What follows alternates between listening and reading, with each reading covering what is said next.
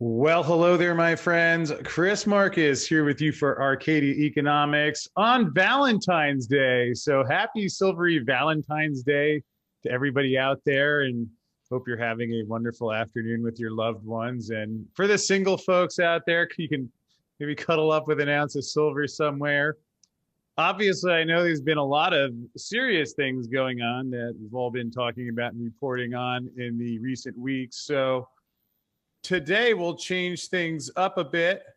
This will just be the Sunday brief afternoon segment. I mean, because look at this. On the top of Zero Hedge, amongst other things, you have Big Bluff and Silver weekly wrap up. But we'll stay focused here because interesting, another article on the front of Zero Hedge, no less. Silver is about to tear people's faces off. Now, I wonder why that would happen. There's James Anderson, good buddy of mine, and it's interesting because we hear a lot that there's a difference between the paper markets and the physical markets. And I know James works for SD Bullion, so I guess he could be talking his book. But anyway, he put his name and face to this article saying silver in London's underground vaults are running low. Here, this is interesting. Ronan Manley of Bullion Star reported this past week about shrinking London bullion float inventories. Actually, we'll just real quick, we'll mention, because here's Bullion Star. They had a tweet last night about how SLV changed the prospectus on February 3rd, which I'm sure is normal. Again, this is all just silly stuff we're digging into today. So I'm telling you, it's satire. Just we're having a little fun. But anyway, silver bullion London supplies almost gone. I'm sure that's irrelevant. There's Jeff Curry. He mentions Jeff Curry. I think some of you saw the video I did last night where Jeff Curry talked about how the reason there's the massive short position on the COMEX is because the ETFs like SLV buy the metal, and even though it's a trust and they're just holding it, then hammer the price on the COMEX. I thought it was weird that he said that, but we'll have a quick note on that later. Lastly, in terms of things I definitely won't watch multiple times today, is this video from a bullion dealer documenting that 1,000-ounce silver bullion bars also at a premium. Now, I know people have said for decades that if retail silver moves, it's one thing, but when you see tightness in the 1,000-ounce wholesale bar market, kind of like this headline is suggesting, so that I'm sure is not worth further due diligence. But in terms of some things that I can happily recommend, good news here, because I got an email that one of the great members of our Arcadia community, Nate Fisher, out there starting his own movement. Let's hear Nate, who sounds, if only Nate, can we get you for Federal Reserve? I don't think we'll need anyone for the Federal Reserve in too much longer, but let's hear a thinking that second. retail could not affect this is that they underestimated the ETF buying. So ETFs will buy your 1,000-ounce bars. And phase 3 of that is I felt that this was going to be putting a lot of pressure on the 1,000-ounce bars. That's interesting. So you may want to check that out. Or you could see the great Dr. Kia Pruitt, who I believe just started a YouTube channel. I'm going to subscribe in my other account here. And Kia is talking a little bit about silver, and let's hear what she has to say. Out of other markets and transfer it into silver and gold because it's something you can hold on to. It's physical. Physical assets are what matter, especially in uncertain markets, because now, I might add, I randomly picked the timestamps here. We'll try it again. I'll spin my mouse around.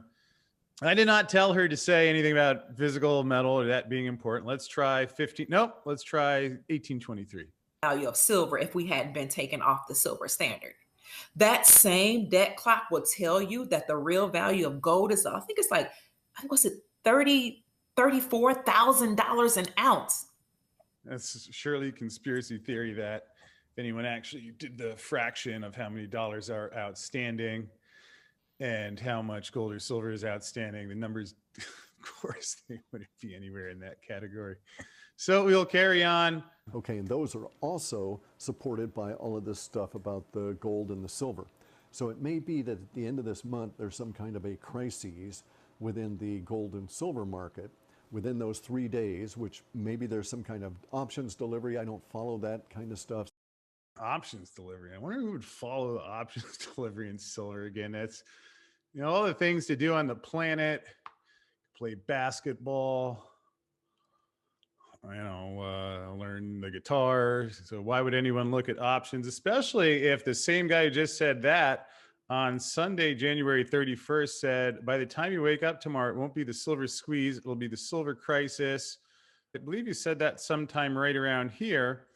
And then by Monday, you had silver up here. It did cross $30 until it came down Tuesday the 2nd, which I documented how there was an interesting article, some of the bullion banks saying to sell silver. Obviously, I'm sure that 1,000-ounce bars has nothing to do with that.